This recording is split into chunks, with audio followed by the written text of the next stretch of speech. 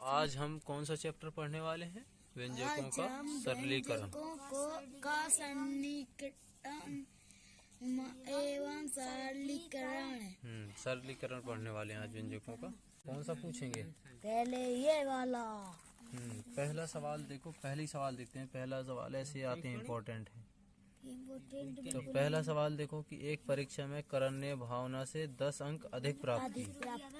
जब भी हम यही सवाल पूछते रहे तो तुम भी समझ लो नौटंकी। अब आने लगा। चलो देखो इधर काका जी ध्यान से। एक परीक्षा में करण ने भावना से 10 अंक अधिक प्राप्त किए और ईसा ने भावना से 5 अंक कम प्राप्त किए। यदि तीनों के कुल प्राप्तांक 170 हैं तो ईसा के प्राप्तांक क्या है? तो ऐसी सिचुएशन में हम ये देखते हैं कि कंडीशन कैसी बन रही है इनकी। इसमें कंडीशन देखेंगे कि किसकी कंडीशन रही। तो देखो, करण ने भावना से 10 अंक ज्यादा, है ना, अधिक का मतलब ज्यादा।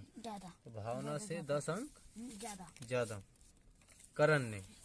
अगर भावना के नंबर x आए हैं तो करण के कितने हो जाएंगे? x प्लस 10, क्योंकि 10 ज्यादा हैं किसके? करण के, भावना से। ठीक है। और ईसा ने भावना से 5 अंक कम प्राप्त किए। तो भावना से 5 कम, अगर भावना के नंबर हम x मान लें तो ईसा के कितने हो जाएंगे? x minus 5। क्यों? क्योंकि भावना से 5 कम। अगर भावना के x हैं तो ईसा के x माइनस 5। ये तो भावना से दोनों में कंडीशन दी, तो जिससे कंडीशन दी जाती वही उसी के नंबर माने जाते। तो भावना से दिया है, इसमें भी भावना से 10 अंक अधिक, इसमें भावना से 5 अंक कम। तो पहले मानते हैं भावनी से दिया तो भावना के अंक माना, भावना के अंक हैं माना, भावना के अंक के बराबर अंक x है, x प्राप्त किए उसने नंबर।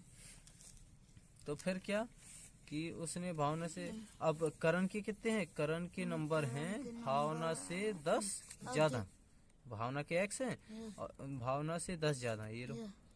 अब भावना के नंबर x है, ध्यान दो ना। तो करण के कितने हैं? भावना से 10 ज्यादा, तो करण के हो गया x प्लस 10। अब ईसा के भी दिए हैं कितने? भावना के x है, x से 5 कम, कम का मतलब माइनस, अधिक का मतलब प्लस, तो x माइनस 5 हो गए ईसा के, हो गए। अब क्या कह रहा हो? तीनों के कुल प्राप्तांक, मतलब तीनों के नंबर जोड़े तो कितने होने चाहिए? जितने 170। ठीक है। तो भावना के नंबर प्लस करण के नंबर प्लस ईसा के नंबर, इन तीनों के नंबर के सब जोड़ेंगे तो कितना हो जाएगा? 170। ठीक है। तो अब हम क्या करेंगे? इन तीनों को x ये तीनों जोड़ेंगे। क्या हुआ? अंतर यानी घटाना। तो x और एक x और ये कितने हो गए? 3x और प्लस का 10 है, माइनस का 5। तो एक जैसे चिन्ह तो जोड़ते हैं, ये अलग अलग चिन्ह, ये प्लस का ये माइनस का, तो घटेंगे। प्लस के ज्यादा तो प्लस में आएंगे, तो 10 में से 5 गए 170। तो ये प्लस का इधर जाएगा, किस में हो जाएगा? पक्षांतर में, माइनस में। तो 3x बराबर 170 माइनस 5। तो अब ये गुणा में है, कोई चिन्ह नहीं है, तो यहाँ आएगा किस में हो जाएगा? भाग में। तो x बराबर 100, ये 165 बचा, 70 कहाँ? घटाएंगे तो 165 और बटे 3 से भाग देंगे, 3 पचे 15, 3 पचे 15। तो x बराबर आ गया 55। और x हमने किसके नंबर माने थे? भावना के। तो ये भावना के नंबर आ गए 55। लेकिन अब सवाल में देखेंगे कि पूछ किसके रहा। सवाल पूछ रहा है ईसा के नंबर। किसके नंबर? तो ईसा के कितने हैं? अब यहाँ देखो, x माइनस 5 थे, भावना से 5 कम, तो ईसा के हैं x माइनस 5। तो कितने हो जाएंगे?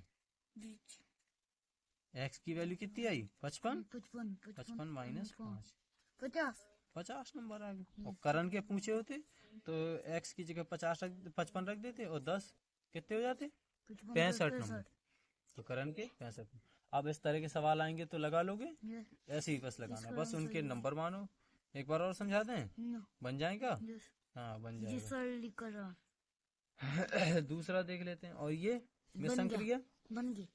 पहले इसमें रेखा कोष्ठक हल करेंगे, इसके बाद छोटा कोष्ठक, ये मतलब पहले गुणा करेंगे, फिर घटाएंगे, फिर ये कोष्ठक हल हो जाएगा। तो फिर ये मंझला कोष्ठक हल करेंगे। तो मंझला कोष्ठक के बाद फिर ये बड़ा सबसे कोष्टक, बड़ा तो बड़ा कोष्टक ये देखो इसके बीच में कोई चिन्ह नहीं है, दो और मंजिला कोष्टक है, तो गुणा का चिन्ह मानेंगे, ये ध्यान रखना। जो यहाँ हल करने से आएगा हमने उसका दो में गुणा पहले का गुणा चिन्ह होगा। गुणा का ही चिन्ह माना था। हाँ, 2 का गुणा होगा, फिर उसके बाद 159 से घटाओगे, फिर ये कोष्टक खुलेगा, फिर जो है इसको हल करेंगे। तो ये बहुत इसका सिंपल। आंसर आया था हमारा 122। अब जितना भी आए वो देख लेना। सही भी था हाँ। आंसर।